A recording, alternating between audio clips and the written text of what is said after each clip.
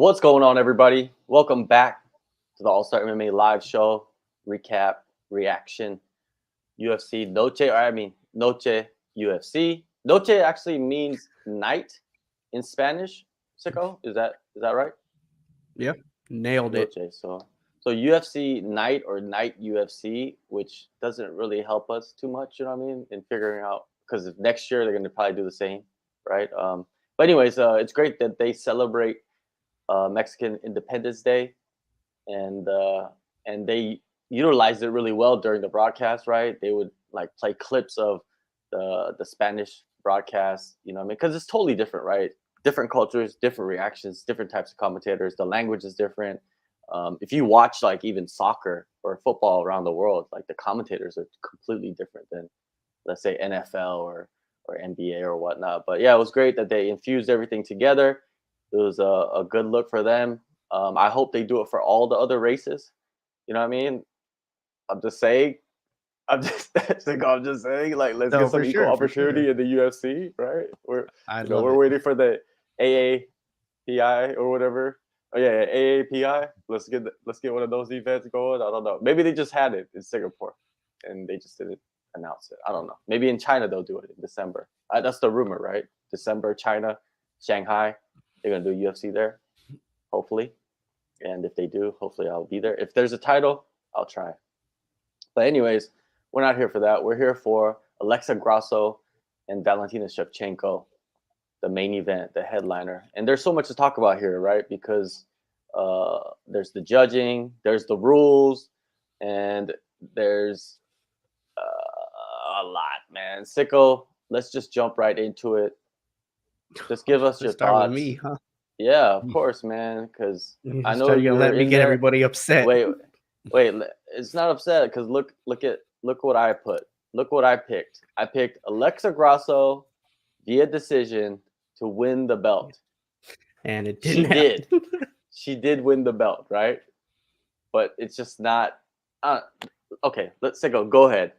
Let your frustrations flood out. I mean, there's not to be frustrated about, right? I'm going for Alexa Grasso in this fight, so there's not a whole lot to be frustrated about. I personally had the scorecards 3-2 Grasso. I don't know how much biasness I have in that one, but I had rounds 2, 4, and 5 to Alexa, rounds 1 and 3 to Val. But yeah, I mean, obviously the elephant in the room is the wonderful 10-8 scorecard in the 5th round. And yeah, even for someone that picked Grasso, even for someone that thought Grasso won, that scorecard just leaves you to be like, I don't even know where to go from here. Because one person sees a fight for Grasso, one person sees a fight for Val, and the other person's like, honestly, guys, I fell asleep in the 5th round. I'm just gonna write 10-8 so I can get a draw, and you don't have to worry about picking one or the other. I don't know. Like, what are we doing, man? And it's constantly the same dudes. I've went on this before. I've talked about this before. The repeat offenders. It's the same couple guys every single time that put up these scorecards that are like insane. Now, if you want to go against and you had Val 3-2, obviously you're assuming the 4th round was a swing round, like everyone else was assuming. And hey, if you think Val edged it, okay. If you think Alexa edged it, okay. It's really hard to argue. But there's a 10-point must system for a reason. And Mike Bell said, nah, I'm going to find a way to make this a draw.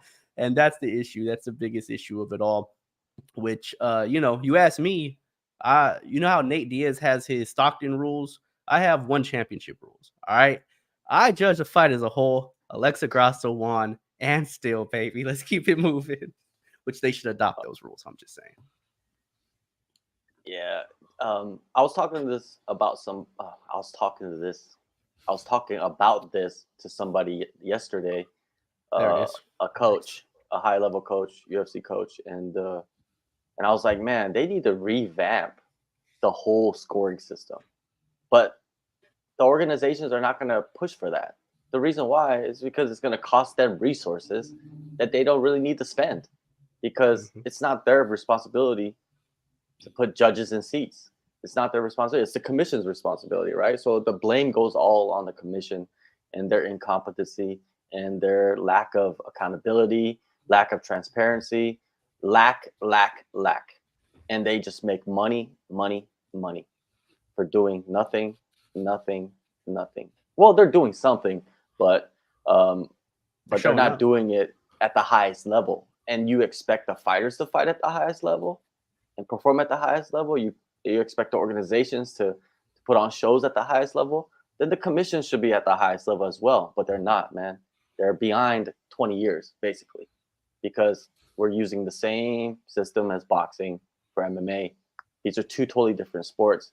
It's like using the rules for, I don't know, football and flag football together. You know, I'm pretty sure the rules are different, right? But they're kind of similar. Yeah. I don't know, but you shouldn't be judging that way. Um, the way I looked at it was a tight fight, man. Like there were some really, really close rounds. And when you look at impact of shots, it's clear that Grasso landed the more powerful shots. It seemed like it, watching it live, right? And in some of those rounds, yeah, she won. You know what I mean? When I on Twitter, I think on Twitter I wrote it was 2-2 going into the fifth round. And I thought it was. Somebody had it like 1-3-4 for Valentina, and I was like, how do you give the fourth round to Valentina? That makes no sense. The fourth round to Valentina when Grasso was banging the knee off the head of Valentina like what 6 times, just bang, bang, bang. I think she like hit her with a bunch of barrage as well in that fight. You know, it's to the point. It almost seems like some fighters are trying to game the rules of judging. You know, like they'll play a game of like, okay, I'm gonna control for like 3 minutes, right? But standing there and being in a close fight for 3 minutes or 4 minutes or whatnot does not mean you won the round. You know what I mean? It just if something happens in the last minute, like it did in the fight, if it's a close fight, then that round goes to Grasso, right? Like the fifth round. Let's go to J-Spec on the fifth round. 10-8 round by Mike Bell. What'd you think of the fifth round? Man, I have so much hate and I don't even know where to put it all. Like, let's be real. Mike Bell is a fucking problem. He's a repeat offender on and frequently on the main event. I don't even know how do you like I get it that like you can't the organization doesn't choose refs. They choose from a pool of refs given by the athletic commission. They eliminate refs they don't want. Okay, but like how is he not eliminated? Like how but based on performance, like in any other sport, refs are judged. I mean if you didn't know this, every week or month or bi-weekly depending on the league, the refs get judged based on their accuracy of their calls and then they are shifted in order of importance and stuff accordingly to their performance. Like what makes sense? I don't understand how the athletic commission is just allowing this shithead. Yeah, Mike Bell, I don't know you as a person, but when it comes to judging, I'm just talking about you as a judge right now, not personal, so don't take it personal. But you're a shithead of a judge who consistently fumbles on main events. Why is he even judging on the main event? When there's refs, they find a way to put the local refs on the less important fights, and they find a way to get Herb Dean and Herzog and the boys at the top, right? So why can't we have the judge in a proper order? Why can't more consistent judges be on world title fights? I'm just okay. Sorry, I just had to address that. Like I have to say that. I don't know. It's a simple fix. All right. Now the fight itself, I scored the fight just like Uncle Sal did, and I think Shevchenko won. But I'm okay with the draw, and this is where I'm saying this is where I'm okay with like every outcome. Like and that's why I'm confused. I'm angry and I'm confused. All I know is that Mike Bell ruined this fight, but somehow I'm okay with Grasso keeping the belt. I don't really think Shevchenko did enough to take it from her. I agree with a conversation me and Sickle had somewhere else. It was like, it would be a robbery. To sum up, would be a robbery if Shevchenko walked away with the belt. I don't know, man. At the end of the day, all I can ask for is a trilogy. That's the only thing left for me to ask for. So commission, there's so much commission stuff. The rest of the show, I got so much more commission stuff to say, but I'm going to stop right now, and I'm done with that. Well, The rematch, that is the question, right? That is the Yes. topic of conversation, the trilogy. We'll get into that. Make sure you guys go in the descriptions and download the AllStar app, make your picks, join JSpec's League, win prizes, pay-per-view spaces, join those because you have a big chance to win a nice prize. You know what I mean? It's always good to win and enjoy the sport together with other people that are, in a positive mind state, not, unless everybody's negative, then you guys can pour it on other whoever it is. But anyways, yeah, so yeah, the link is in the descriptions. Make sure you guys make the pay. I just put, if you're new to the show, we throw up the app on the screen from time to time and utilize it and show you like what the app looks like. But it's for all sports, right? And NBA, and you could pick you could pick soccer, you could pick NBA, you know what I mean? But we're focused on fighting, you know what I mean? We only do the UFC picks, but anyways, it's for all sports. So go check it out. Now, what was that? What were we going to talk about? I forgot. We just rematch, finished on the what's next? rematch potential. Trilogy, right? Is the there's a lot of trilogy different- important enough to be Exactly, done right. now? What do you guys think watching right now? Leave your thoughts in the comments. Do you want a trilogy? Do you think the trilogy is justified? And if not the trilogy, then what do you want to do with Grasso? What do you want to do with Shevchenko? I'm going to say what I want or what I think should happen or what would be great for both fighters. Number one, no trilogy. Take it off. Let's move on with the division. There's too many title contenders coming up. Alexa Grasso clearly proved that she's just as good or better than Valentina, right? That's what she proved in these two fights, right? Like she's using the basics and utilizing great game planning to win these fights and opportune, right? She's so opportune. Like Valentina made mistakes in that fight and Alexa Grasso took advantage of it. They were ready. She was ready. Anyways, so leave your comments of what you guys think. Now, I say no trilogy. I say Valentina, her time is done at flyweight. Let's move on. Go to bantamweight. That's where you came from. Amanda's not there anymore. They need a new, person in the mix, right? And the UFC loves Valentina. And they really wanted Alexa Grasso to have the opportunity to become a champion. She did, and she proved herself in these two fights. So let's move on with her and push the Mexican market with Alexa Grasso because she's the only one that's holding the belt anymore, right? This was like Yair doesn't have a belt, Brandon doesn't have a belt. Let's push Alexa and let's see what happens, okay? And the belt curse, it's still rolling, right? Because she didn't actually win. She didn't win. She didn't actually win, but she didn't lose. So the curse could be still going. Let me see. Let's see if she can break it in their next fight. Valentina, I say she moves up to 135 and chases after that and chases history, become a champion in two divisions. I think she'll do that because she's 35 years old. Let's see, what's her age? Yeah, Let me see her yep. age. But she is You nailed 35. it. Yeah, 35 years old, man. She don't have much time left.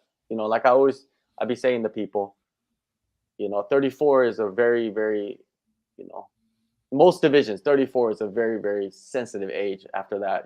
35, 36, that's the decline. And we've seen many champions lose in the last couple of years when they hit that age. Izzy just lost. I think he's 35, 34, something like that. Valentina, it's her too. Usman. These are dominant champions losing right now, right? And they have something in common, the age. So I say Shevchenko goes up to 135. We're gonna talk about that. Grasso stays, defends her title. Who's next? Let's throw it to Sicko. Who's the best challenge for Grasso at 145? I mean, there's a couple, right? The trilogy to me is not. It wouldn't be my option because, right? I need let's close weeks it winning. Then do we have a fourth fight between the two? Like we can't just keep over with the same fight. Trilogy could be future. Well, drew once, you lost the other one. Let's move. Good is we're not on. We're not moving. Like we actually have contenders now. And obviously the two ones they look at immediately are Aaron Blanchfield and Manon Fiorot. Those are both had to some test.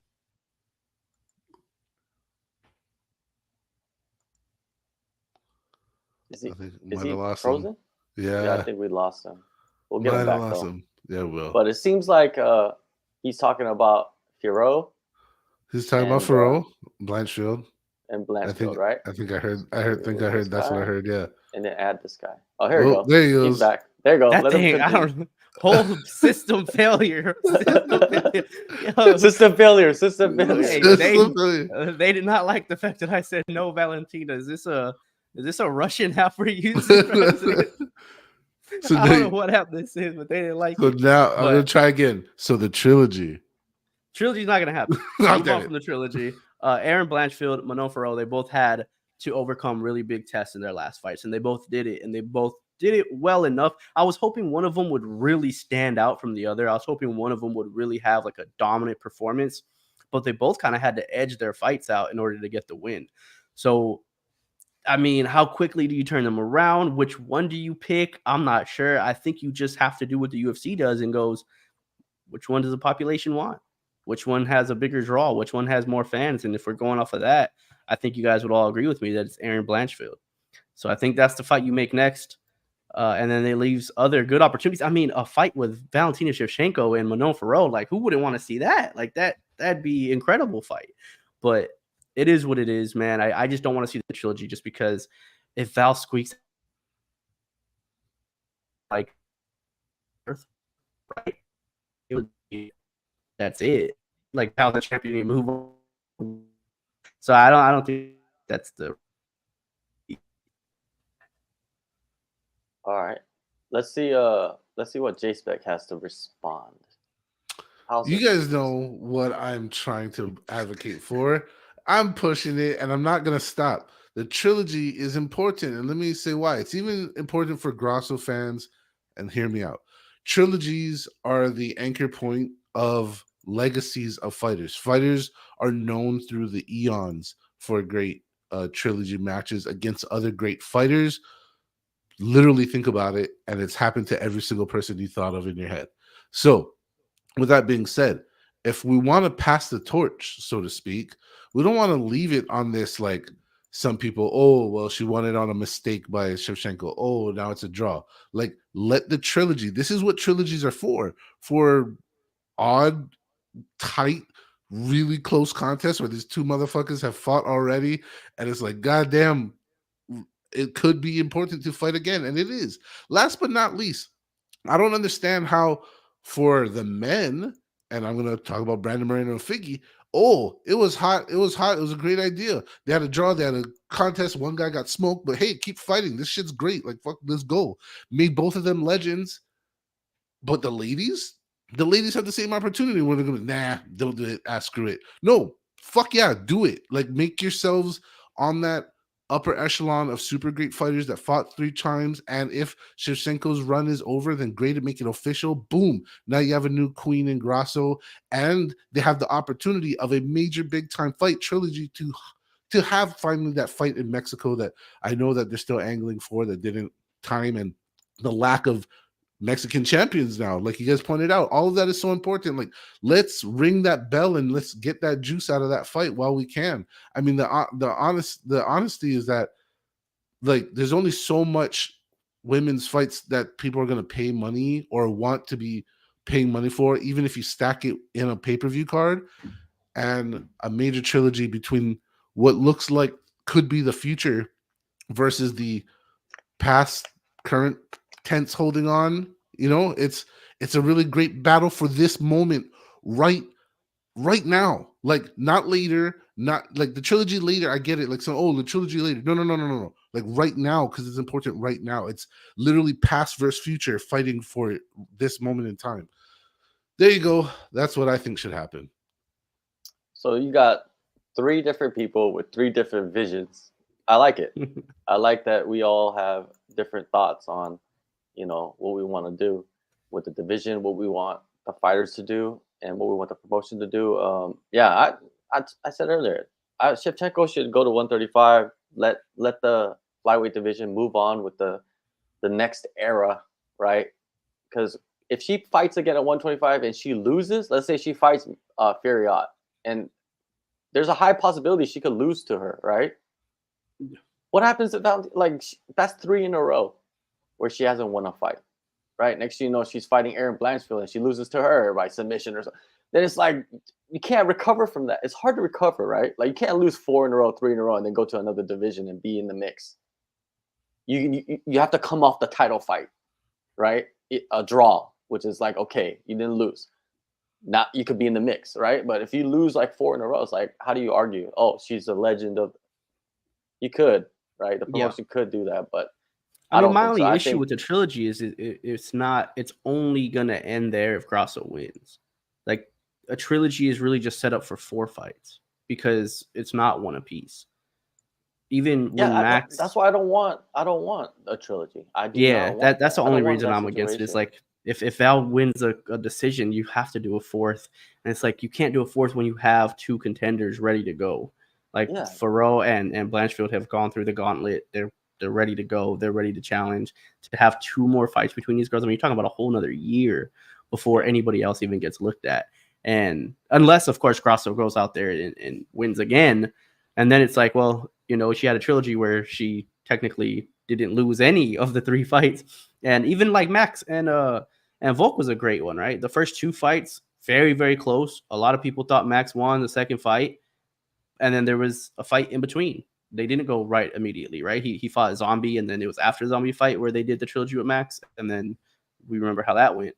So, you know, there are good examples to show us like it's okay if you have a break in between and come back to it if that's what Val wants. Yeah, I just think like there's, you know, if Val was like 30, then it's a different story. She's 35, man. Like you gotta go chase after that gold while you can. Move on. Be opportune, right? Because I don't think we got much fights from her.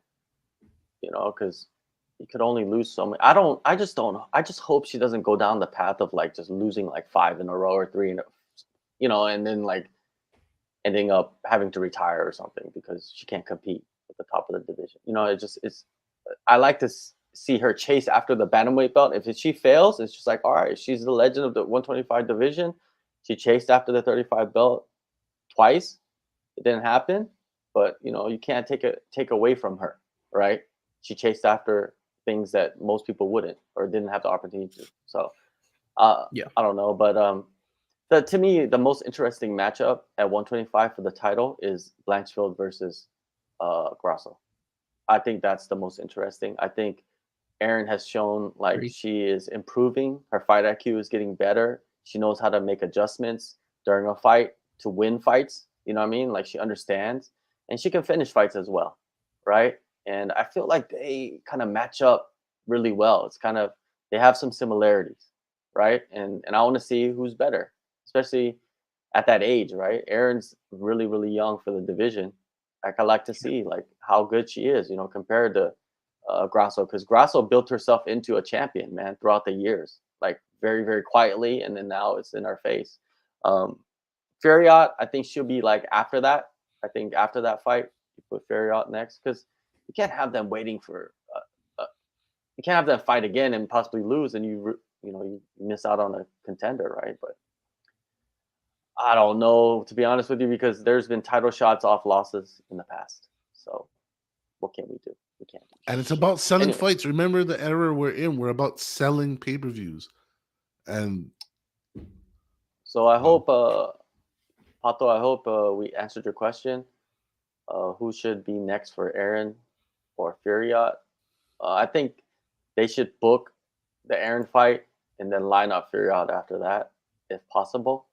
But who knows, man? Like, who knows what the status of Grasso is right now? And maybe Valentina goes to Hollywood. She was talking about Hollywood as well, right? She's been in a movie with Halle Berry, which was, man, that was bad.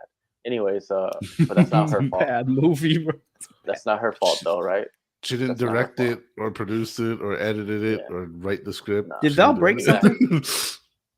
Yeah, her thumb. Like something happened with her thumb in the first round. She was saying, and she I said just that she was thinking about like not continuing, which would have been insane, right? Imagine between rounds, like Valentina just like how much criticism, how much like the shit storm would that have would have if happened she if would have that said no, if she would have said no mas no on the stool, mas. bro. Yeah, like no mas is just something that's gonna be forever in fighting, I man. would have had to meet the word washed from my timeline if that happened, man. Like, Yeah, Man, no, people are way there too has been hard on fighters, Val. man. There has been fighters in the past, high level fighters, where they've been injured and they just, you know, I can't. I'm not gonna say nothing bad about fighters that's quit on the stool because you could be injured, right? What you have a like if you have a broken arm and you're and you're in between rounds and your arm is like broken and you're like it's broken. If you stop fighting, I understand that because why? You don't know what's gonna happen to that arm if you continue fighting with it, right? So Right. even with the hand is so important in fighting, right? A lot of these guys they're out for like 6 months because of a thumb injury. It's like wild, right? But what can you do? Anyways, Yeah. leave your thoughts on that Yeah, for in the sure. comments. And yeah, I think it's going to be a topic of interest for the next couple of months to see who's going to be next or what's going to be next for the division. But I like it, man. I like the division is new and Alexa Grasso is, it's weird. She's the pound for pound best women's fighter in the world. That's like a whole That way. has never ever thought. I never thought that would be a situation, right? But Nobody hey, did. fighters have been surprising us all the time. And hey, Sean Strickland, like it's just this is fighting, man. This is fighting. Sean O'Malley. Well, yeah, that's all that exactly. was gonna happen. We knew I that. say that was Exactly. gonna This happen. is fighting. That This is one was fighting. that one was obviously gonna happen. I know Sicko was gonna say that. Let's move on to the co-main event. Before we get Shadow into Valley that, was make sure you in the guys go in best. the descriptions and download the AllStar app. The app is on the screen. I made my pick. I picked Jack Della by KO in the third round, I believe, or second round. I thought Jack was gonna do better. This fight was just. This is what you get when you get Kevin Holland, right? You either get like a wild, crazy fight, or you get like one of those Wonder Boy. Like What they're what is he most of the doing? fight is like it was worse than Wonder Boy fight. Like Wonder Boy fight wasn't that bad, It- right? it- I don't know what happened. It lost all the juice. Like it started off pretty good, and then it lost. I mean, it was like a shitty. Every round was like a shitty sequel that just got like worse and worse in a shittier budget. Like Yeah, the round trilogy one, of that movie was the shit. yeah, it was terrible. It was like round one, pretty good. I want to see the second one. Then by the time round three came in, the space was dead. People were like talking shit about the fight. Like, when is this thing going to be over? Like, why does this look like a glorified sparring match? This shit sucked. I heard that for majority of the third round. So they yeah, it was hard. Expectations were high. You're the co-main event, right? You got a guy that's just been murdering dudes coming up in division, and he's facing off against Kevin Holland, who is a known figure, a guy that is a really good test, and can make fights really really fun. But that's not what happened in this situation. If you look at the stats, right, Mike Bell is the one that scored the fight for Kevin Holland, the same one that scored the 10-8 round in the fifth for Grasso, and that's why it was a split decision. But if you look at the numbers, right, Holland outlanded Jack Della, but it seemed like Jack Della probably landed the more impactful shots. You know what I mean? And that's why he probably won the rounds. And I believe he was going forward more. That could be something as well. Forward pressure. But this fight, man, I don't really remember too much because nothing really happened. To be honest, I'm gonna tell you right now, I was watching it, but really I don't remember much because nothing really happened. Jay's back. They say timing is everything. We know it to be true in life, right? This is definitely the case in this fight. If the sequence of events would have just been flipped, if the third round would have been the first round, we would have been like, oh, it was a good competitive fight that was technical and it sparked up at the end and they really went for it. But the fact that they gave us the best of what they were going to do in the first round, like I mentioned, and it just eroded in, and like all the spice that was in the fight usually, I don't know, it's like they started respecting each other more and more and just became friendly. And let's be honest, fighting fighting's not fun friendly. Like we're not. That's not what it's about. Fighting is better, spicier with some heat. At the very least, respectable, like respect and just known like, oh, I respect my opponent. But you got to bring it. You got to bring it. It's fighting. When it turns into whatever the hell that was, it was like you said, and John, like you're right. Everybody had high expectations for the fight. I had high expectations for the fight. It's just one of those that just didn't deliver, a dud, if you will. And I guess I don't even think there's much more to talk about. Yeah, with this matchup, man, it's just, we wanted violence, and we just didn't get it, and that's what happened. Sicko, did you envision that this fight would be possibly like this? No, not really. But it honestly isn't too surprising when you just look at the styles that they have. I mean, it's styles make fights, right? And sometimes it's for the good, and sometimes it's for the bad. And when you look at both these guys, you saw the struggles that they were having with each other, right? Kevin Holland had a really hard time getting around the guard, finding shots. JDM has a really, really solid high guard. He wants to get inside. And then for JDM loves getting close into boxing range, ripping shots to the body, combinations to the head. And it's hard to do that when somebody is 7 inches taller than you and leaning back and has the Philly shell. And it's like, how the hell is JDM going to get inside and stay inside and land shots on Holland? And the few times he would gamble, Holland would counter. And it was just both guys just really sitting there going, man, I don't know how we're going to get off the shots that we're looking to get off. I thought, the other two judges got it right with JDM. I had him winning that fight. But yeah, it wasn't surprising to me just because stylistically it's tough. What they both want to do is what the other person is really good at defensively. It's hard to just get inside the pocket and swing inside with Kevin Holland. And it's very, very hard to stand outside and just pick JDM apart from the outside. Like, it was going to be a tough fight. I expected it to be a little more hectic. I thought Holland would throw a little bit more creative strikes. I thought JDM would kind of bite down a little bit more and stay in the pocket and hold him up against the fence and try to throw some big shots. But I'm not surprised by it. I don't think it was a lack of effort. I think they just they had puzzles in there that they just really had a hard time solving, and neither one of them could solve the puzzle that the other one was giving them. So unfortunately, we kind of got a little bit of a dud, especially in that third round. That third round was kind of, and then afterwards, I don't know if you guys saw, like, JDM said that Kevin Holland was, of course, Kevin Holland talks for all of his fights, but he was saying that he was telling him, like, hey, you should come by and spar.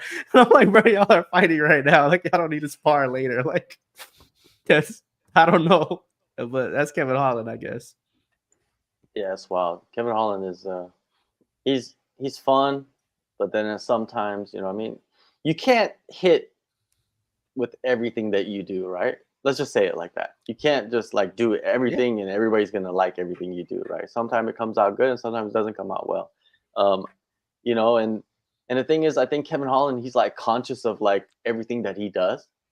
So like he knows like, oh man, this fight's not going like it should be going, right? Like it's not as, maybe that's what he thought, and he's just like, maybe I should talk about him, and then he'll come forward and try to attack me a little bit more, right? But that wasn't the case. Kevin Holland, what do you think, J-Spec? You hate that, right? You hate the talk? I like it when it's backed up with some kind of action or violence. Like, talk how you want, but bring the violence with it. The part is when you're talking and you're inviting me over to come train with you, that's too friendly. We are in the middle of combat, for crying out loud. Like, what are you doing? Like, that's not my type of, like, that's not the type of stuff I want to be seeing in the octagon too much. I don't like friendly stuff in there. Like, save like literally the moment the bell rings and the fight is over, then bow to the guy, hug the guy, tell him, please come stay with me and whatever. Like, do that right then. Like, there's a time and place for everything. Obviously, whatever with Kevin Holland, he tried his best. It was a fight. Wasn't the worst fight I ever seen. It just didn't live up to any form of expectations. And like I said, during the watch party, people just started kind of clocking out mentally on this one. Yeah, it was not what, because they've been building him up, right? They've been building him up. They already built up Kevin Holland. Kevin Holland is who we know him as, but they've been building him up, right? He's the Australian Canelo. I think Mexican people are probably like, what the hell are you talking about? Right. But, like, They give him these monikers like they're just building the hype, right? It's like what's her name? Shauna Bannon. Remember the girl that debuted? She was like Yeah. Molly From McCann's like Ireland. training partner, and they built her up so much, right? And then she went and made her debut, and it was just not what we expected, especially people that never saw her fight before, right? And I think that's what happened here. But also, JDM is fighting a top 10 middle welterweight in the world too, right? And that's his time to shine, right? To show everybody like, yo, I'm a danger in this division. Like I'm gonna go in there and just start crushing people. But I can understand why, because I think he was supposed to fight what, a month ago, and then he was supposed to fight in Sydney, and then like there was all this like, is he fighting next week? Is he fighting next week? Is he fighting? Like that could uh take Play a a toll toll, on you, yeah. right? As a fighter, right? You Well, I'm just don't know, sure. and then you got to cut weight as well. You know what I mean? Like I can't blame JDM, too much. You know what I mean? But yes, it wasn't like the performance we expected. Who do we give JDM next? Kevin Holland was sitting at. Let me see the rankings real quick. That So was, I think, a Holland. 13 versus 14 fight. Well, is that what it was? Okay, let me see. I'm pretty sure. I So think yeah, it was 13. you're right. 13 versus 14. So Jack was at 13. I think you put Jack against since he's on a winning streak now. I think you put him against somebody that lost, and I say you put him against Sean Brady, man. Like Sean Brady's coming off a loss. He's ranked at number 9, and that's what you want. You want Jack to fight up in the rankings. Yeah, I think you put that fight together. Sean Brady, if Sean Brady's ready to come back next year, early next year, put him together. Kevin Holland, I say you put him against. I say you reward him and put him against somebody in the top 15 again, right? So I say you put him against like a Jeff Neal, right? Has he fought Jeff Neal? What do you guys think? I mean, Sicko, go ahead. Oh, my bad. I mean, for Kevin Holland, give him what he called out, right? He called out Neil Magny, if I'm not mistaken. There you go. You know what I mean? Done and done. If that's who he wants to fight, if that's what he wants. Cool. I don't see any problem with that matchup. I think Kevin Holland, now we've kind of realized like that's where he's at. I know there's always been high hopes, right? Early on, it was like he was just in the wrong weight class. He's going against wrestlers who are cutting crazy amount of weight, and he doesn't have to cut weight at 185. Like this is his division. Now that he's here, maybe we see a run, and then he has a Wonder Boy performance, and then he has this performance, and you're like, he might be a top 15, like 10 to 15. That just might be where Kevin Holland is. So make fun fights, make fights that are going to be fun for him. Maybe you give him these up and coming guys, or you just give him guys that have been around that also hang around that same area, like a Jeff Neal, like a Neil Magny. One of those guys would be fun. And as far as JDM, yeah, I love that matchmaking that you just said with him and Sean Brady. I think that'd be a really fun fight. You talk about two guys who are known for their boxing skills. They both want to get inside the pocket. They both like to stand and trade. And I think that fight would be really, really fun to watch. But for Kevin Holland, like you definitely keep him with notable names. He's going to keep finding ways up on cards. Like he's just he's too beloved, not only by the fans, but most importantly by Dana White and company. Like they truly appreciate Kevin Holland, and the millions of times Kevin Holland has taken a bullet for them. So they'll keep rewarding him, and he'll bounce back. He'll have a fun fight, and he'll put on another couple, 2, 3 more performances where we go, yeah, this is why we love Kevin Holland. I was watching. I was looking on Twitter. I don't know what I was looking at, but some social media, and there was a clip of Sean Brady talking about the Michael Chiesa curse. How when people fight Michael Chiesa, beat Michael them, Chiesa. yeah, they lose their next fight. And if you look at Michael Chiesa's last 3 fights, Yeah. Luque, he lost to him. Luque lost his next fight, and then Sean Brady lost to him, lost his next fight, and then Kevin Holland just beat him, and then he just lost his next fight, right? So there could be a curse, Still right? take a The fight with Michael Chiesa. Chiesa curse. You know what I mean? Maybe Michael Chiesa, he needs to just stick to commentating because he's just cursing everybody with his He should be ruining it. with his performances. But anyways, yeah, what do you think, J Spec, on the situation of what is it, JDM? What do you do with him? JDM, you do exactly what you said. You send him uphill. He's a prospect on the rise. Kevin Holland was his hardest test to date. Resume wise, look at his resume. Kevin Holland is like a whole mountain ahead of anybody who he's fought before. This was a huge, like, let me see what JDM is, because JDM has kind of been passing all the tests solidly, right? Like, he came in pretty well recognized. He was like, oh, he's a prospect. Let's put him against some dudes. He started running through them. Like, he's kind of doing all the stuff you want to see. Another young, great fighter that's doing those things. And so you put him against Holland. Obviously, not exactly the fireworks and whatever the heck we built up in our heads for it, but he got the win. And at the end of the effing day, that's hard to do, bro. You got to go in there, face Kevin Big Mouth Holland, and come out with a win. And he did it. So, with that being said, he met that challenge. Keep rising. That's what you do with a prospect. You keep rising that bar of difficulty until you find their limit, or their limit at that moment is, right? Because they're still young. And who knows?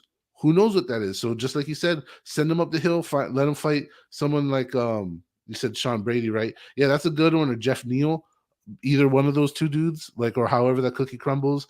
I like if Sickle mentioned that Holland already called out Magny, like, if that already works, great.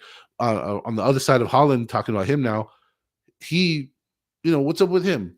Well, he's kind of like already said in press conferences and shit that the belt isn't on his mind, right? Like, he's here to win fights and make money, and like win fights and make money. That's what he wants to do. Like, cool. People use the term gatekeeper in a negative sense, right? That means you're falling and you're trying to keep the young studs from coming up. I think obviously Kevin Holland's not that. I would like to re-term a new term, if I could, and call him like a liquidator. I think he can beat someone like Neil Magny, who is aging out of the division and needs to probably get out of there. You could use someone like Kevin Holland very creatively, matchmaking, give him good fights, get him some dubs, like you said, and use him to liquidate the rankings. Pull some of those old dudes out, get some new blood in. Ta-da. And it's fitting, right? Like Kevin Holland, he comes out and he's saying, like, I want to fight often. I want to make money. The title's not really on my mind. Clearly, he's a talented guy. He could beat, on his best day, he could probably beat some of the guys that are former champions, right? And it's fitting that he's from Texas, because I would call him a UGK, ultimate gatekeeper. Oh, ultimate gatekeeper, UGK. UGK, Texas, Okay, right? okay. Pimp C, Bun B, Yeah. right? Like Houston, he's from there. He's a UGK. Let's put that on there. He's a UGK. He wants to be a UGK. He wants to be the ultimate gatekeeper. Fight the guys, fight often, step in short notice. Wins, losses, it doesn't matter, right? Long as the check clears. You know what I mean? Like, he's about his money. And I Yeah. respect that so much. I respect it so much. I respect that he's out there just saying these things. Like, he's like, I don't care about the belt. Because some guys, they don't, man. Like, some guys think that the fans want to hear, like, every fighter is chasing after the belt. They're not. A lot of these guys are some of them are just on survival mode. They just want to stay with the promotion. Yeah. Other guys are just about making money. There's so many different reasons why they fight. And I like Kevin's honesty on that part. Let's get into some of these questions. Hype, what's going on, man? Cheers to you.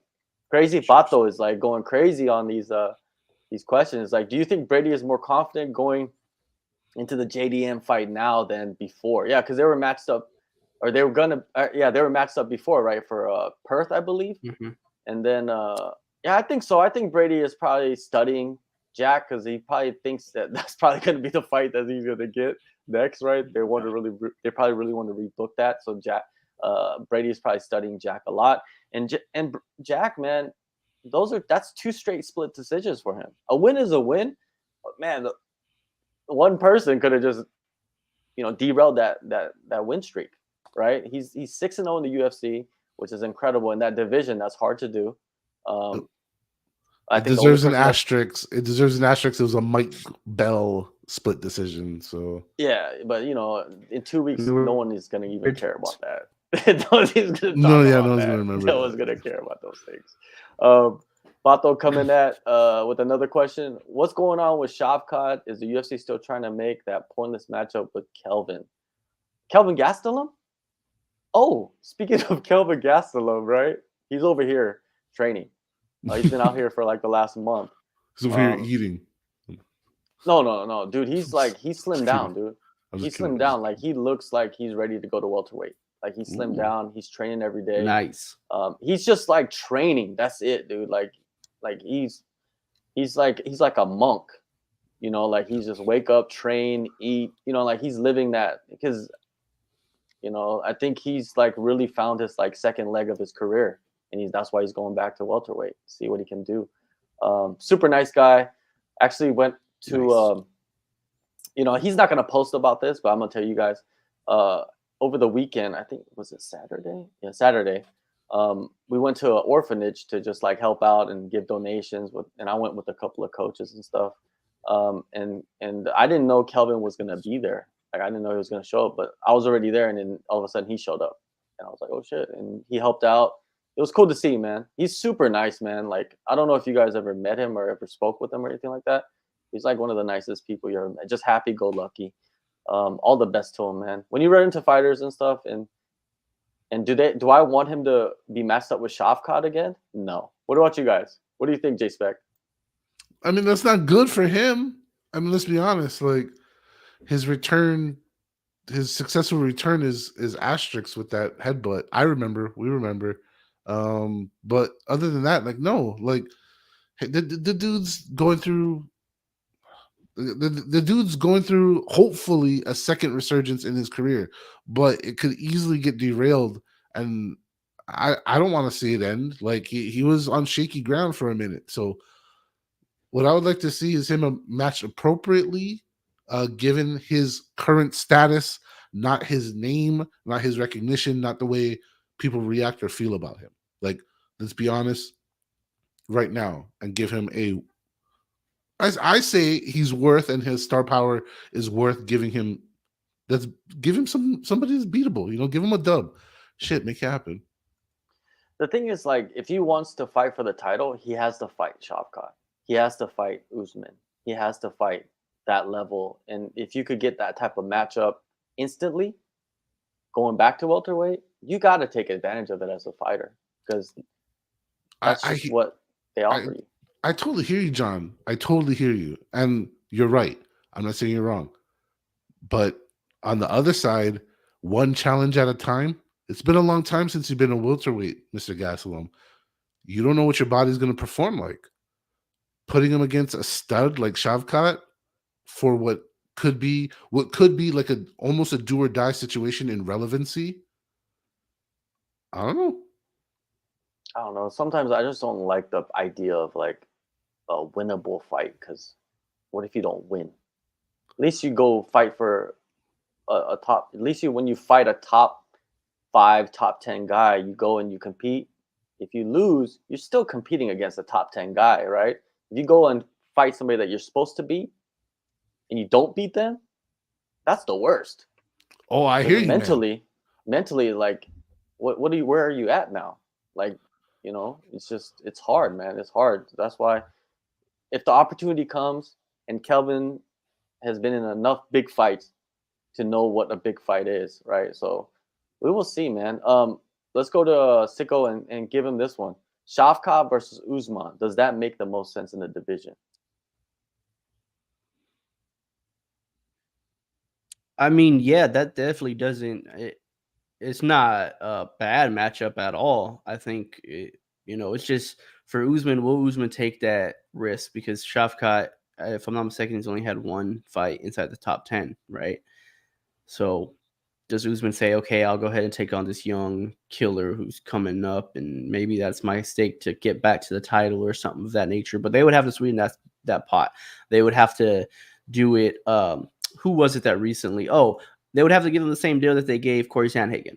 Sandhagen was supposed to take on Nurmagomedov, right? And they told him, if you beat him, you get the title fight. Nobody else, you. Unfortunately, Umar got hurt. He got hurt, he got pulled out, and then obviously they had to do the Rob Font one. But you could give Usman the same exact thing. Tell him, hey, you take on Shavkat, and if you win, that's your title fight. Will they do that? I don't know. That's a problem, right? Shavkat kind of makes sense for everybody in the top 5. Like, he's kind of proven it. He has the hype. He's the next guy. He's what Hamzat was at that point when Hamzat got Gilbert Burns. Nobody's willing to be the Gilbert Burns. Like nobody's willing to come. Bilal ain't gonna do it. Like these guys aren't willing to put their ranking on the line to fight this dude. You're gonna have to promise him a title fight. But the problem is, we don't even have the title fight booked. So how can you promise anybody the title fight if we don't even know if there's gonna be a title fight anytime soon? Like we still don't know what's going on with Leon and Colby. So it makes no point if that title fight doesn't get made. Everything else is useless. Like who cares? There's nothing else to be done unless you're ready to say, hey, you win. It's going to be an interim. We're ready to move on with or without Colby or with or without Leon. I don't know who the holdup's on, but we're ready to move on and have an interim. Then you can start pairing everybody else up. But as long as the title fight's still in limbo, what's the point of everything else? Yeah, man. Gilbert Burns is just a gift. He's a gift to the division, dude. Like, he stepped up and fought everybody and anybody. All these guys are on interviews saying, like, oh, I'll fight anybody. But really, at the end of the day, half the time it's not even their decision. And him and Bilal, right? That was supposed to be the fight. Like him and Bilal was supposed to be the fight to get a title contender. Like, hey, they're both stepping up. They're both going to save this card. They're both going to take it on short notice. And the winner is probably going to get a title shot. And Bilal wins. And it's like, man, we're still going to just wait another year for Colby and Leon to come back and make it happen. It's like, I don't know what Bilal did to who, man. Like, I don't know what the poor dude did to somebody, but they just do not want to see him in a title fight for whatever reason. They just do not want Bilal Muhammad to be fighting for a championship. And I don't know why. He had to have done something. It's almost like he's like the John Fitch of the this generation, this era or something. That hurts. Like he beats everybody, but it's just like they don't want him to be fighting for a title. Maybe I don't know if it's they don't want him. Like I have no idea. Nobody ever says anything about Bilal, really, right? Like it's not much that people are talking. Like he beat Gilbert in a good performance, right? But it's just like after that, it was crickets. It was like like it was like like at your house at night before you go to bed, you just hear nothing. Right? It's crazy, right? What does Pato saying? I still don't understand why UFC book Burns versus Bell on short notice, isn't it? Yeah, that's what. Yeah, you're right. Pato and Sicko was talking about too. Mike, what's going on, Mike? Great show, guys. Appreciate it for watching, man. Mike is always invited. We got our little. I think we've created our little crew now that we can have in rotation. And so more shows coming. Mike will be on it in the future. We got Pat that was on last week. It's gonna be fun, man. And those guys, they bring different points of view, which is always fun. I like when we always have different points of view. Anyways, let's move on to the next fight. The biggest prospect in Mexican history. Is he? I don't know. I'm just putting that out there. Physically. Raul. Well, say it properly because I keep saying it wrong, Sicko. How do you say his last name? You said it right. Raul Rosas. Rosas, right? Rosas, right? I keep saying Rojas because that's like what's familiar to my tongue, Rojas. right? Rojas. Like there's so many Rojas I know, and he's a Rosas. Like I never knew a Rosas at all, to be honest with you. So it's a new name. Anyways, I know too many of them, my brother. Yeah. Rosas comes out, man, and like, hey, he was like out there doing the little his own little what is it? Who's that famous like Mexican boxer that he every time he goes out there he just brawls. That's all he does. There's too many of them. But anyways, he's probably gonna be added to the list. There's too many of them. Yeah. But so like I was really really hyped that he came out like that, and he wanted to erase the memory of his loss in his previous fight, and that's exactly what he did in this fight. Mitchell, is he at that level? Clearly he's not, because he's just been steamrolled in both of his fights, right? Especially against the youngest guy on the roster in Rosas. And man, I liked it. I like Rosas coming out. You know what I mean? I've been I'm never a hype train guy. I never jump on the hype train. I'm not going to jump on the hype train right now, but I'm saying like this is the most impressive performance to me, because he was coming off a loss in front of the world, and he went out there and showed, hey, I got that fire, and I got the hands, and I got some power. I'm not a ground guy only. I'm not a wrestler. I could go out there and knock people out, and that's what he did. Round of applause to the Mexican Jay Leno. We'll go to J Spec. What do you see in him? Who would you like to see against next, right? Because I feel like you have to give him a prospect, right? You got to give him another prospect with a couple fights. The term that was just born a segment ago, division liquidator. He's obviously too young to be a gatekeeper. He's about to turn 19 in like a week or two, something like that. Like let him grow and let him slowly eat up and devour all of these people that are on your roster that don't belong. Let's be honest. The UFC went out and just cast the net onto the regional scene and just drug like everything it could possibly fucking pull. And some of these men and women just don't belong. Yeah, everything. And they don't belong. Everything. And so they don't belong. They just don't really belong at the UFC level that people talk about. Oh, you're at the UFC, you're at the UFC level.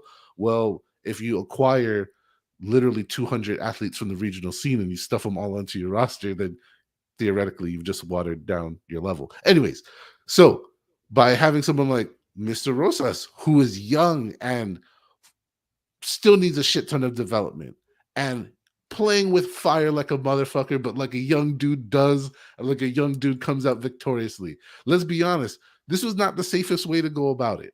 To go, hey, what's that thing that I lost that last time? Striking? Oh, fuck it. I'm going to go out there and just go balls out. I mean, just chin down, throwing them. Like, just go for it. Chin down as much as he can. Yes, jokes included. But Mitchell, like, ate that shit. He ate that hot potato and he was stuffed. He was done. It was over. Like, and it was great. It was epic. Perfect. Like all the stuff you want. I was just a little concerned just the way he went about it. I was like, this is ballsy. But hey, when you're young, you got to be ballsy. Big risk, big reward. Fucking hurrah. Like, good job, man. And I guess, like you said, to answer, just putting a button on that. Whatever comes next, slow roast him. Give him the shot. Like I have to say it. It's called the Sean O'Malley treatment. That's what I'm going to call it from here on out. Since he made it all the way to the championship, start from the bottom, build your way up, fight. I want to borrow a term that he actually said, and I'm not a big Sean O'Malley fan. It just sickles rubbed off on me, and I've gotten Sean O'Malley news. But he said something along the way of fight within your contract. Fuck the rankings. Don't fight the rankings. Fight your contract. And that's what I want for Mr. Rosas. Like, fight your contract, young man, and keep doing your shit. Yeah, no, thank you so much for the Sean O'Malley. Thank you for the Sean O'Malley plug. Not only is he the most talented, he's also the smartest in the UFC. But yeah, I mean, for Raul, like this is perfect for him. You keep giving him guys off of Contender Series. You give him guys that have been around, guys that are 1 and 2, guys that we don't really know too much about because Raul is so young, and a lot of guys that he's fighting are in their late 20s. You know what I mean? Like, they don't really have time, so they're gonna take Raul Rosas as their fight to say, hey, I need somebody, a hype train. Remember, you brought up Sean, a perfect example. Sean O'Malley, when he was coming up, everybody wanted to fight him. Everybody wanted to fight Sean O'Malley because he started getting some popularity, and they all wanted to be the one to steal that popularity from him. And even the Cheeto Vera fight, I thought that was the fight that took Cheeto to like, oh, maybe we should start really paying attention to this guy. After he beat Sean O'Malley, he kind of took a little bit of that thunder and got a little bit of a bigger fan base. So everybody's going to take the fight with Raul Rosas. Everyone's going to take it. He's super, super young. And the good thing for him is he's not a boxer. This isn't boxing. That isn't the most important thing above anything else. The most important thing is, are you getting in there? How is the crowd reacting to you? How are the fans reacting to you? And if he keeps fighting like this, man, I don't know if he could go to a championship fight and win it anytime soon until he changes. But man, is it fun to watch. He comes out like a damn chupacabra in the first round, like just a little Tasmanian devil, bro. He just comes out like a maniac every first round. And we saw in his last fight, like once you get to round 2 and 3, it gets real bad for him. But it's the most exciting first round anybody's got. Like, his first rounds are so fun. And to see him come out and get a big win, I think it's going to do a lot for his confidence. His confidence was the one thing that I thought was going to put him over the edge, but one thing that I thought was going to also could potentially get in his way. But he said something after the fight that I think is showing us a little bit of maturity, and it's hard, for a 19-year-old to say that they're going to be mature in any way, but you see a little bit of growth, right? Before his loss, when he talked about Aljamain Sterling, he talked about, oh, I sparred with him and I beat him, and he was talking all this hype thing, and I could beat him right now. I could be the champion right now. And he changed it all up. He changed his tune, which I think is a good thing. They asked him about Sean O'Malley, and he said, oh, that would be a great matchup, but I'm far away from that. He'll probably be gone. He probably won't even be in the division once it's my time to get in there. So I think that's a good sign, man. I think he's showing a little bit of maturity there. And he's being humble, like, yeah, Yeah. it's great. It's great to see. You know what I mean? Canetti versus, I don't even think Canetti's on the roster anymore. Or maybe he is. I'm not for sure. But I was looking at the rankings, right? What's up? I didn't say anything.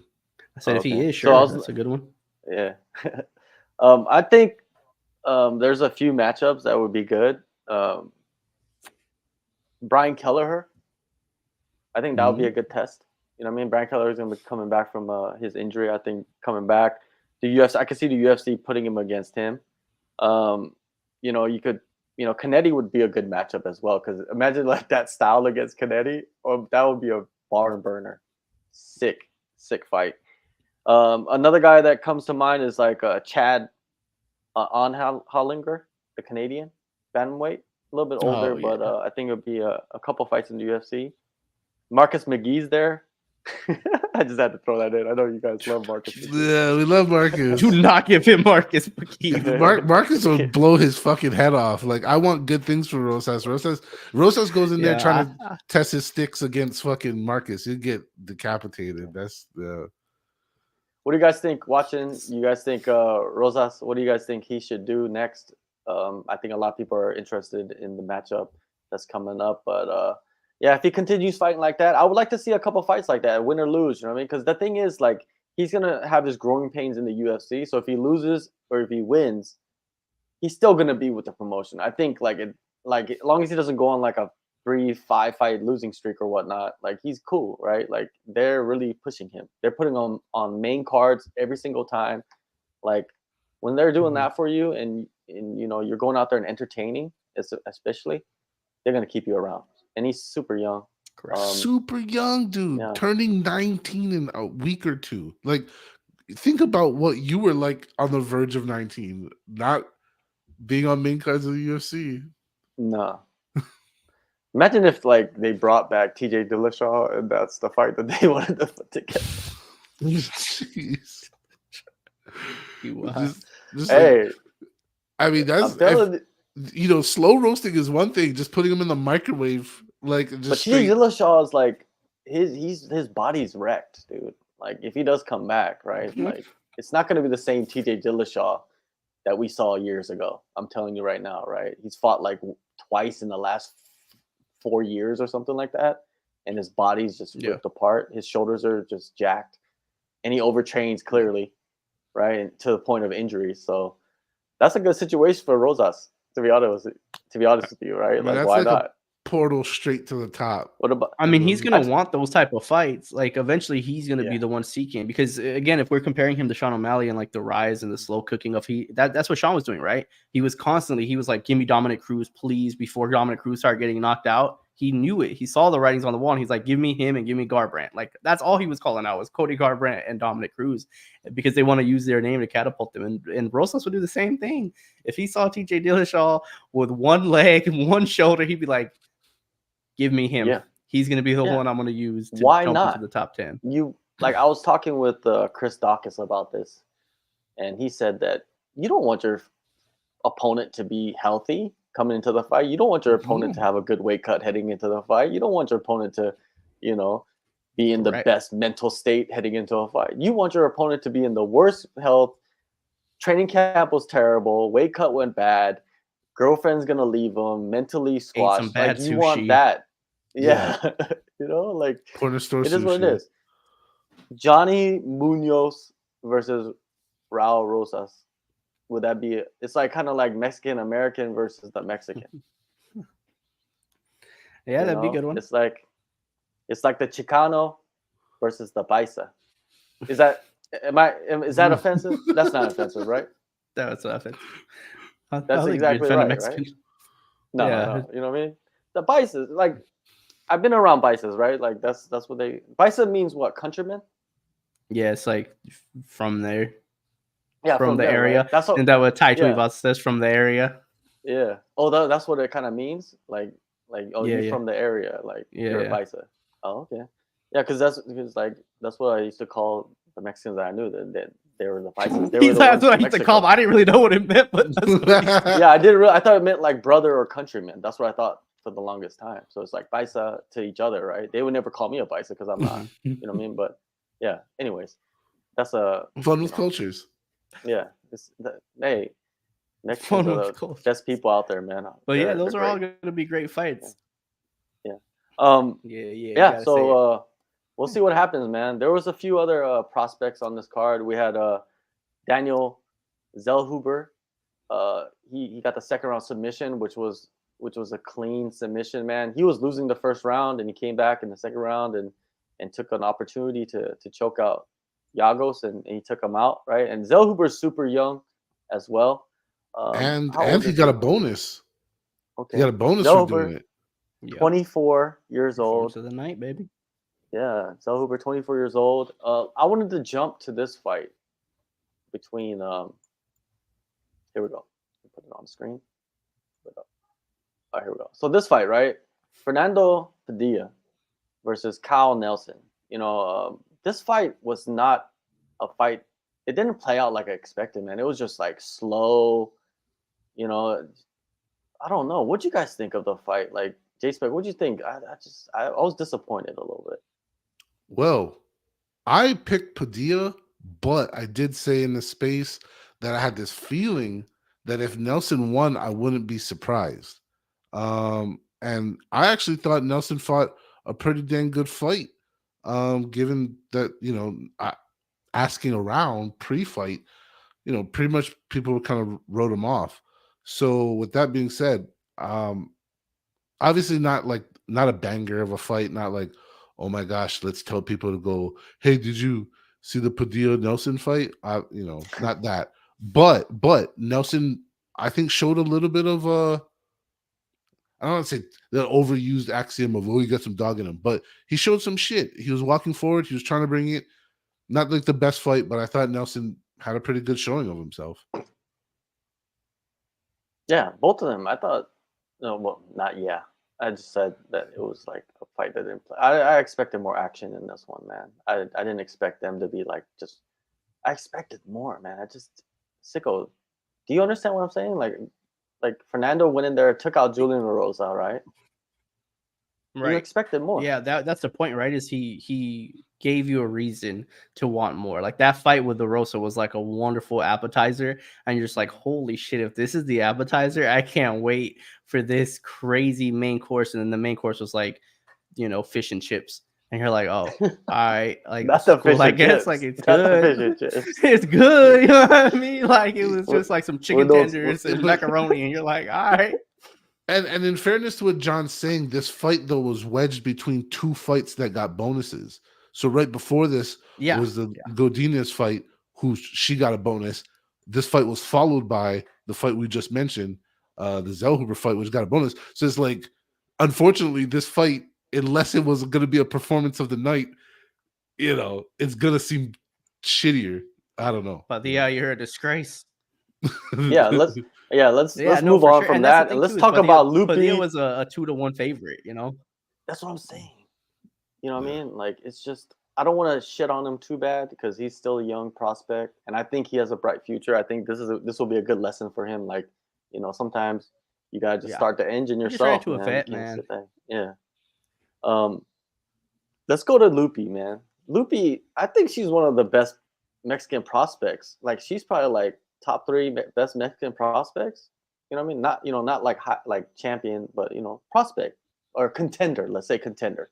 Someone that's in the division, because she's just getting better, man. Like every fight. Do you see that, J-Spec? Absolutely.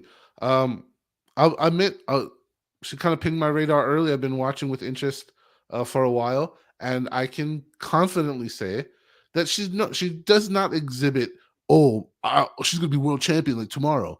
But she does show you in every fight, win or lose, that she is getting better. And I think that is important, like you mentioned. So she has time on the clock. She is evolving in the progressive manner.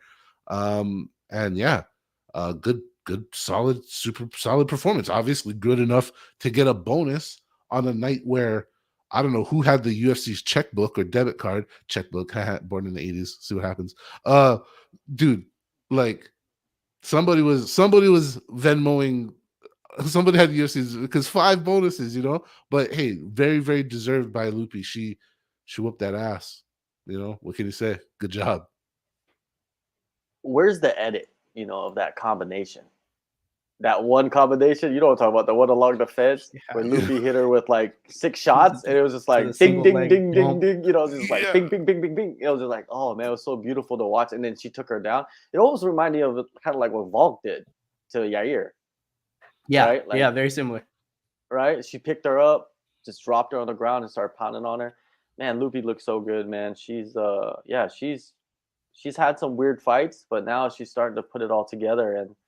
And Sicko, man, do you see that level of potential in there? Because now she's training with Alexa Grasso, I believe full time. She's went down there. Aldana down there. Lopez. Is it Lopes or Lopez? Lopez. Oh, Lopez, right? He's down there. They got a great coaching staff. That's the premier team in Mexico, pretty much. Yeah. And I mean, that's the thing, right? Is when you have a champion in the camp and you're getting to spar and you have great partners to spar with that give you different looks, like it's going to elevate your game. I agree with J-Spec. I don't know if she's like ready. But I don't want to take anything away from her. Like, yeah, she was a 4-1 favorite. She's supposed to go out there and destroy Reed. But when you're supposed to do something, that's one thing. Do you actually go out there and live up or exceed expectations? And she exceeded them. For as much as we thought she should dominate this fight, she did even more than that. We were like, yeah, she should dominate this fight. It should be 3 rounds to no, easy decision for her in this one. She is like, yeah, hold my tecate. I'm going to go out here and just put on a clinic of this poor girl. And yeah, that combination where she dumped her, that was the first time where like I went back and listened to like the DC when she dumps her. It legit sounded like a WWE like body slam. The way she slammed her and DC goes, oh, like it was perfect, man. What a great performance for her. And yeah, you just keep moving her up. Like, you just give her the next one up and the next one up and see how she goes. But she's definitely shown some improvements, and that's always promising when people are legitimately showing improvements. I love it, man. I love to see a fighter do that. Show like, and she's not in a rush, right? She's not like she's calling this person and calling that person or demanding this. No, she's just like fighting, and she's on a win streak, I believe. I don't even know how many do you guys know what the win streak is for her? What is it, like 3, I think this 4? Is 3, 2 or 3. Right? I would like to see her fight 3. Yes, I would like to see her fight Polyana Viana. She's like ranked above her, like in the world rankings. That'd be a good fight. I think that would be a good matchup, a good like physical matchup. You know what I mean? Like she's really tall and long. You know what I mean? Let's see how she can deal with that. That's a good matchup. Another one would be if they really wanted to push her. I know Tisha Torres was taken out of the fan voting because I don't know, something happened, right? But she's not like dropped by the UFC. Inactive. Yeah, she's just inactive, right? But she comes back. I think that's a good matchup. It would be a really good because Tisha Torres is like, she's like the Kevin Holland, like she's like at the gatekeeper, UGK, but not from Texas. But there's like even like I don't want to say it. Yasmin, you know what I mean? But I think she's really young. Like even like a Piera Rodriguez, like that would be a good matchup. I don't know if she fought already, but that's not bad. But yeah, bright. The future is bright for Lupi Godinez, and we'll see what happens with her, man. Elise Reed, man, it's like her ground game is just such a glaring hole, right? Like we saw Loma Lubumi, who was a Muay Thai striker, born and raised, right? That developed into an MMA fighter, but still never really, like a submission, and got her first submission of her career against Elise Reed. And that's just the, I guess that's just the criticism you have of Elise Reed. It's like her striking looks great, but if you start mixing it in with the grappling, it's just she can't handle it. You know what I mean? And see what happened. Lupi is a storm. Daniel Covert, he says, "Is this guy really Korean? He seems Californian." I love that, Daniel. I Yes. love that. He's like, "Is he Yeah, really the answer Korean?" is yes. It's like California. Hey, Californians, SNL Californians. really Do you guys know what I'm talking about? Californians, bro. Right? Like that. On the 405. Yeah, on the four. If you go down on the 405, you take a left on the Capega. You know, like whatever. But it's a great skit. It's funny. But am I really Korean? Yes, I'm really Korean. My name is Korean John, my tag, dude. Like, what are you talking about? Like, I never even. He's Mexican. Food. You've been lying this whole time. He's Yeah. clearly Nigerian, bro. I'm not A little bit. You're not like, eating during the video, I John. You're not eating during the video, so you're not fulfilling the stereotype. You know what I'm saying? I spent a lot of time around like Mexicans, so like yes, I have a special place for Mexicans in my heart. So I'm rooting for Mexicans. You know, that's like number 2, like rooting for countries, right? Mexico is like, so many good experiences with Mexican people. But anyways, yes, I am Korean, and I am not lying. I am not Californian, dude. Put the chakras up, bro. And then, I have some surfer buddies here. When I see them, I'll be like, bro, they think I surf, but I don't at all. Tried it. Not a fun experience. Crazy. Oh, what is it? Yeah. So I do the double chakra. No, chakra. It's shaka. The chakra. Yeah. The double chakra, like chakra. Oh, you're from Hawaii. Yeah. We made surfing and we made the chakra. There's 2 things I know. Shitting on everything Rob loves, bro. We made surfing. I call it chakra. The double chakras. No, chakra. Anyway, okay. You know what? My dad's gonna hate me if I don't teach you this since you're doing that. So So you do this. So you make it's a lightning bolt with the shaka. You flash it, and you go sideways. It's a stupid. Like but you close it. You open and close it, and you go across. Like this. Yes, like a lightning bolt. Like okay. There I'm gonna have to do that to my surfer buddies when I see them on the beach. They'll be like, "Bro, what's up, Paco, bro?" The kind, bro. I would like to use this moment of since we're on a high note of niceness. I'm gonna flip this shit. I want to use this moment to go what the fuck, and I want to use this moment to go what the fuck on Alex Reyes. Alex Reyes fought Charlie Campbell on the prelim early. I think it was the second fight on the card. All right, let me get it on the screen. Yeah, and go ahead. All right. Go ahead. So with that being said, back history. If you don't remember Alex Reyes, well, that's because the last time he fought was 6 years ago. Yes, that's right. If you were watching the fights this past weekend, you kind of probably partaked in some kind of abstract statistical MMA UFC history where Alex Reyes, who's been inactive for 6 years, his last opponent, he got destroyed by Mike Platinum Perry. That's how long ago it was. And the best part about all of this is he got destroyed by a debutante quickly in the first round, giving up the performance bonus to Mr. Campbell. So good luck to you. Good job to you, Mr. Campbell. But here's the crazy part.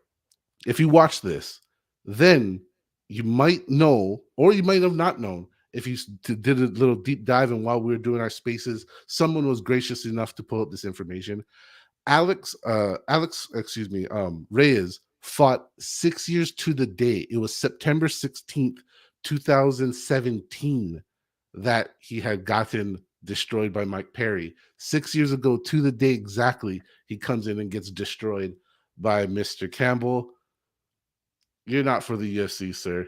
That's all I have to say about that. There you go. That's my what the fuck of the week from me. Yes, it was bad, man, to watch that. Reyes, I don't want to dump on him too much, but man, Campbell, man, he reminds me of like a dude that would fight in backyard brawl and then fight in the UFC the next day. Like that's what he reminds. Like this dude is a scrapper. Like he's like, what do you think of my strike? I liked it. I like that. Like he did that to DC. He don't know DC. Like DC's like this big figure in the sport. And he's like in the middle of the cage. And he's like, but it's his moment, right? So It's not DC's moment. So it's like, do your thing, man. I like that about him. And he said, what'd you think about my striking? It doesn't matter what you did. I loved it. I loved that he did that to DC. I don't think Joe Rogan would have responded the same. Right. Yeah, I like DC just a little bit. I don't know. I'm not a fan of Joe Rogan anymore. You know, what I mean, of him being a commentator and doing these things. It's just nothing against him and what he's doing, but you know, It's whatever. I'm with you on that in the sense of I love Joe Rogan, but I don't like I'll just come in and do these random fights when I want. Yeah, yeah. I liked it when you're in it, dude, because it felt like you were with us. Now it just feels like you're like this guest voice that doesn't But the seem thing is, though, connected like to the the sport. UFC gives them packets and information about all the fighters. It's like you get that packet, right? The question is, does he read through those packets and like remember like what's in those packets? That's the question. And most fans seems like when they watch the UFC and Rogan's commentating, they can pick up like reasons why he doesn't know much about these fighters, even though they're giving him this information, right? And also, is he in the Yeah. room when they're doing the interviews with the fighters? Like DC's in the room, Olivia's in the room, but you never see Rogan in the room. Anik's in the room. Yeah. Right. But you never see Rogan in there, which means, you know, it's just more evidence of why he's like kind of checked out a little bit, right? It's just like, is he at the superstar level to where he doesn't have to do everything everybody else does? Is that what it is? I don't know. Grandfathered in, maybe? I'd liked that DC and Lawrence and John Anik. To be honest, John Anik's like phenomenal. Oh, he's the GOAT. He's like phenomenal. The GOAT, man. He's like, he doesn't even make mistakes really, right? Like it's like if he makes one mistake, it's really like really a glaring mistake, right? Because people point it out, but really he's the guy is crazy. Anyway, he just gives you a ha, and it's all good again. Yeah, he knows how to play the system, right? And he's great, and he knows everything what's going on. He's really in that sport. But yeah, man, I like Rogan though, man. I just like the big fight feel. Like when it's Rogan, when it's Buffer, like you know it's a big pay-per-view. So I enjoy it still.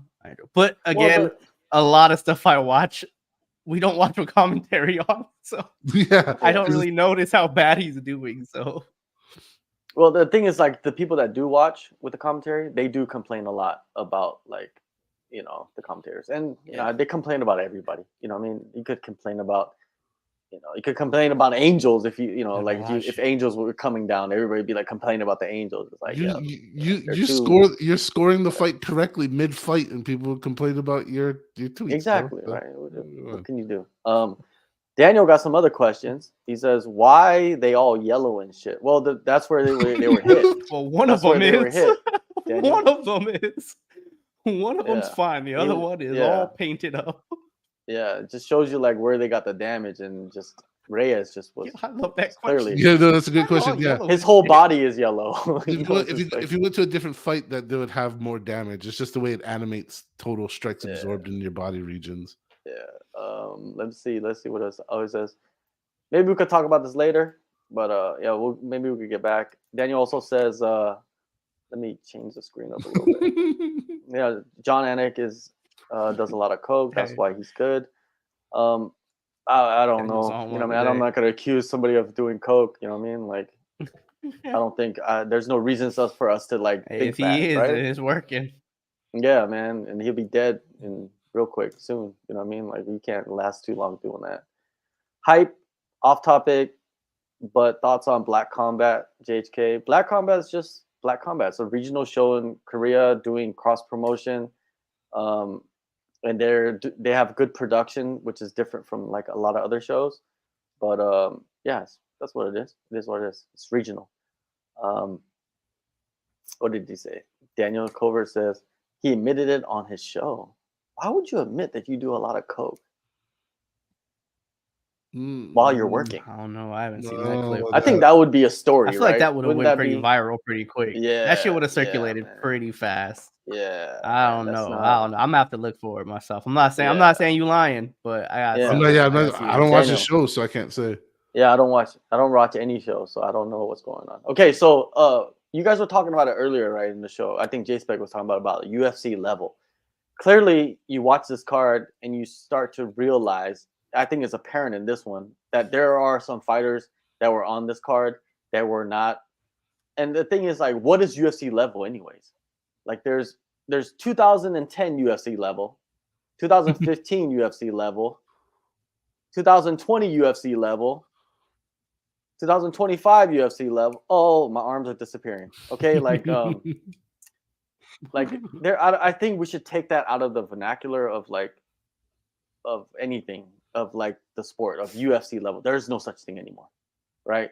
They decide who's in the UFC, and it is what it is. Like UFC is UFC. Like you get the bigger platform. Now you realize you don't have to be having a certain amount of fights or a certain amount of experience or reach a certain level. It doesn't. There's none of that anymore, right? So the one fight that clearly showed that is the first fight, man. Marnik Man, where did she come from? She was a fill-in. I'm defending Miss Man just temporarily. Miss Man, because I mean that's what it is, right? Fun with English. Fun with English. But she was a replacement. So yo, it's insane. I know she's a replacement. She should have been replaced. Look at these numbers. She's all red and shit. She was target practice for 3 rounds. You know what I mean? There's the criticism of Knudsen or Knudsen or something. I forgot what her name. Knudsen, yeah. I think they pronounced her not K. finishing. They were pronouncing the K. All right, Knudsen. Yeah. What is it? Like her not finishing the fight and her like clinching. You know, and I was like, hey, that's fine with me, man. Like she doesn't want to take the risk. You know, she's only getting paid what? 10-10, 15-15. She got to get the win, dude, so she get paid. You know what I mean? Like, you know, people are not going to remember your finishes in the beginning. They're going to remember your finishes when you reach the top, right? Like when you get against big names. But yeah, like, dude, it was an embarrassing performance by her, and really, it doesn't show us how good Knudsen is. Seriously, it doesn't, does it?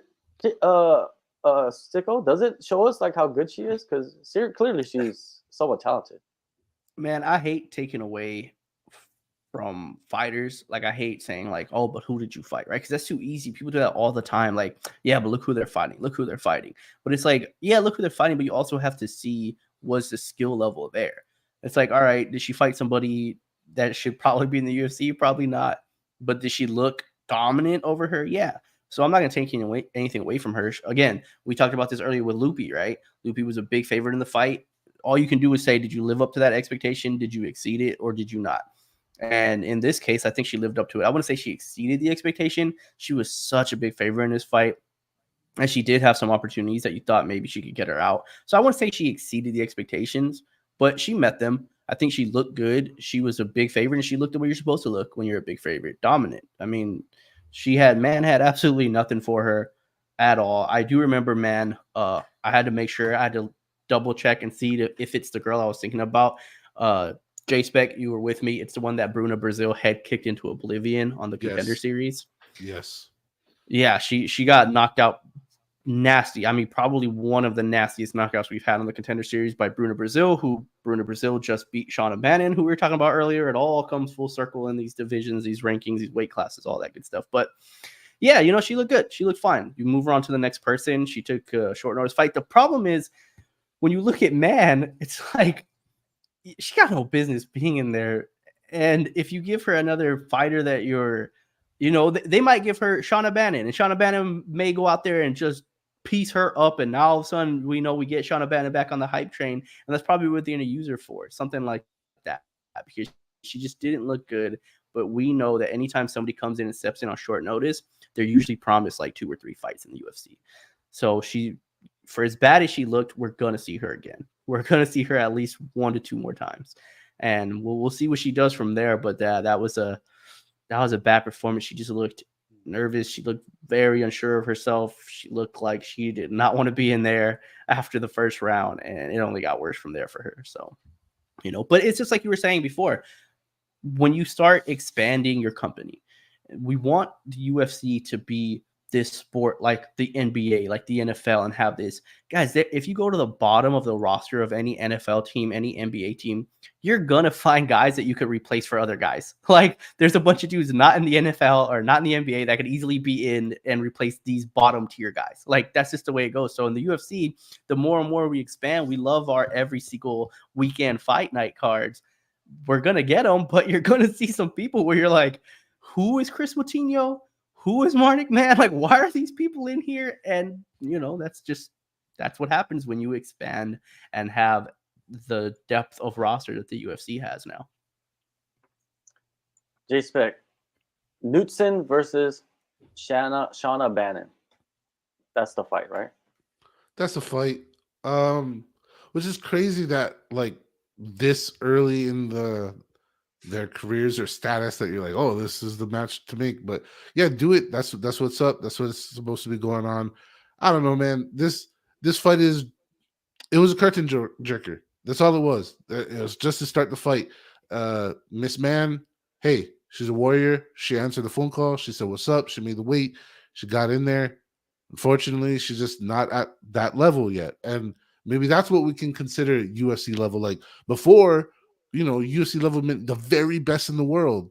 Do we, with this expansion of the roster, with having fights all the time, by separating maybe the differential between being on a listed pay-per-view card or a location card versus a fight night, maybe we got to start reevaluating how we think about this stuff. But maybe the UFC level is the top, instead of the top 25 fighters or 50 fighters, maybe it's the top 100 fighters. And like you said, Sicko, there's a natural turnover at the bottom of the rosters in every sport. And hey, they needed to have this fight, dude. Go look up the card. It was battered and bruised and destroyed. So many fights got canceled. Hey, they put a fight together. We got a fight. Knutson looked strong. End the story. Move on. And that's it. All right. And we had a lot of good performances, man. Besides that, we had Roman Kopylov. He just dismantled Josh Friend. That was an awesome performance. And then you had Tracy Cortez come back and show a different layer of her game. I just hope she fights more than once a year, man. Because if she only fights once a year, she's never gonna rise up the ranks, man. She's gonna end up just continue fighting, the up and comers, right? So hopefully she gets in there more often. I'll let you speak on Tracy Cortez. Sicko, what'd you think? What's next? Yeah, she looked good, man. She looked great. In and outside of the octagon, she always looks great. People forget that she has a win over Erin Blanchfield. Like, she's got some pretty big wins under her belt. I mean, she's looked good. And I was really questioning this fight coming in. Was like, all right, you have Jasuda Vicious, who a lot of people were like, yo, Tracy's not gonna be able to take her down. Tracy's not gonna be able to rely on the wrestling that she has been in the past. How is she gonna look? And that's what I was curious to see. What happens when Tracy has to stand and strike with somebody? And she passed the test with flying colors, man. She was winning the striking battle. And it was actually Jasuda Vicious who was having to resort to takedowns, who was having to resort to hair pulling to try to find a way to scrap and claw her way back. She was too vicious in there, man. They're grabbing her hair and stuff like. But for Tracy, yeah, I mean, Tracy didn't come back to an easy fight. Like a lot of people in our circles, J-Spec, a lot of people were picking Jasuda Vicious to win this fight. They were like, her pace, she's going to be in Tracy's face. Tracy's not going to be able to take her down. And this is not a good fight to come back for Tracy. And she did what she's been doing so far in her UFC career, which is like, it's a tough fight. She may not win. And she just keeps winning. She's still undefeated in the UFC. And like John said, like, now's the time. Now's the time for Tracy to get active, stay active. Like, no more personal stuff, no more outside stuff going on. Like, now's the time to be. I didn't know she's coming back from an injury, right? Like, we understand, like, injuries happen. They're part of the sport. Sometimes they're just unfortunate. But if you really want to make the climb, if you really want to try to get back into this title shot, or not back into, but if you really want to make the push to a title shot, like, now's the time to stay active. And there's some really good matchups for her in the future, and I'm excited to see her again. Yeah, man, I agree as well. She just need to be more active. Her skill is rounding out, right? She was no more of a grappler. Now she's showing that she has hands. Her boxing is getting better, and she got some power, right? She clipped Jasmine with some good shots. Yeah, she cracked her, man. It surprised me, man. I expected Jasmine to win. I picked Jasmine to win, but man, it's fighting, and she came out and did her thing. Jasmine also has a lot to improve on it herself, but she's going to be around for a while. One last topic of discussion, and we'll get out of here. This is for just J-Spec. The Edgar Shirez, Daniel Lacerda fight.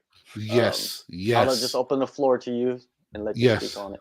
All right. So this fight shows all the things that are wrong with the current way MMA is handled, but it also showed some positive things with current systems. If you don't know what I'm talking about the Las Vegas, Nevada state review system when it comes to fight ending sequences that are in question or could be in question.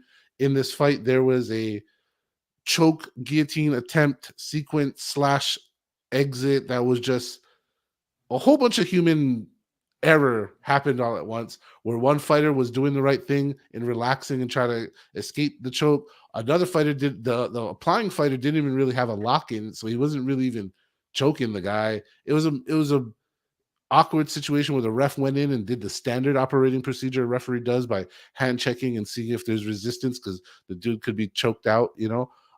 He didn't feel resistance because Lacerda was doing what you do to get out of guillotine and relax. So men were doing what they were trying to do best at the time, and there's just a conflict of human understanding, and it resulted in the fight being called for Chirez citing a submission or can't continue by Lacerda. But the thing is, it was all messed up and weird. They had to stop. They had to review the tape. They came back to it. Still gave the fight. They called the fight a draw, which is the right thing to do. A no contest. Excuse me. They call it a no contest. So, with all this being said, referees are not perfect. They got people's lives literally in their hands. They have someone's career in their hands. When they make a judgment call, that record is going to be on record for all time, forever affecting that person's career. Like, if I let you stay there getting choked out a little longer, I mean, talking about losing memories. So it's a high pressure job, and the guy, Mr. Tyone, he fucked up. But once again, the review system. Why isn't the review system all over? We just saw two fights where the review system would have saved the whole outcome of the fight. Once again, it's 2023, people. Like, why are we so slow to adopting video replay ability in a modern sport? Like, what is going on? It's so bad. But once again, the replay system did its job. The right thing happened. Nobody took an L. I don't know what happens with the purse or if they're gonna have to rematch or whatever. But nobody took an L that they don't have to. Man, commissions, the judge. There's so much other stuff. And last but not least, I know this is off topic. I just want to say that many people disagreed with the Cortez outcome. So just discontent with judging, discontent with the refs getting the right call, but then fixing it later. What a shit show. But we need to get video replay in all states and all countries. All of modern MMA needs to have this. And there's my final take. Yes, I agree as well. They need to have, like in the NFL, like how they have that little thing and they go in there. They Yeah. have the noise canceling headphones, right? And they're watching it without just like they just watching it, right? And also, I think like the sound as well should be just the mics in the ring, in the cage that are hooked up, because those are all catching what they're saying and stuff like that. I think Right. he should be able to hear that while it's going Yes. on, and then make a decision. Like the UFC just should do that in every situation, but they're not in control. It'll just cost them more money. Commission. It's a Yep. bunch of stuff. What I mean, it's commissions. If they really wanted it, they would push for it and force this situation. But they don't, man. They're just very incompetent, man. It is what it is. What is it? Charisma Honor. You keep asking for the Bellator 300 make. I've been seeing you talking about that even last week, but we don't really talk about Bellator. Yeah, so usually Thriving company, this one though. is for the UFC, but Bellator, man, you can go to the watch party and Yeah. and watch Come the Bellator. come on down. Join us on Spaces. We'll be there. We're watching the fights, man. Join us. For real. So you guys make sure you guys go follow these men, Sicko Sports, at Sicko Sports, JSpec at JSpec the host on Twitter. I believe you can find them on Instagram and Facebook as well. Go to Sicko Sports YouTube channel. Subscribe, watch his content. J-Spec, he's running the spaces. Download the app. J-Spec's on the app, you know what I mean, doing his thing with his contests, and get in the chat. You know, there's a lot of people in there making picks. I'm making picks. You know, it's take advantage of it, man. It's free. Whenever something's free, you gotta take advantage of it. Anyways, Hell yeah. just like this podcast, it's free for you. Every week we'll be back 8 p.m. Eastern, Sundays, to recap the UFC. Next week we'll be back with another one. What's next week's card? Fiziev. Fiziev, dude. Fiziev's back next week, man. Fiziev. Love the guy. Great guy. Funny guy. Hell yeah. He's one of the fun. He's like, you know, he's one of those guys that are funny, but he doesn't mean to really be funny. But it just comes out that way. That's the best kind. Yeah. And then he could kick your head off. Anyways, yeah, so that fight is going to be crazy. There's probably some really good solid matchups on there. I haven't even looked at the cards yet. Daniel said right here, perfect. Casual alert. Yes. Yes. Hey, I'm a casual. The man only flies international, cover fights, and interviews 50 fighters a month, but he's totally casual. I have to learn about Muay Thai now. You know what I mean? Dude. It's like a whole nother sport. So, yeah. anyways, make sure you guys go follow these boys, and we'll be back next week for another show, man. It was good catching up, and we'll see you guys next week. Thank you for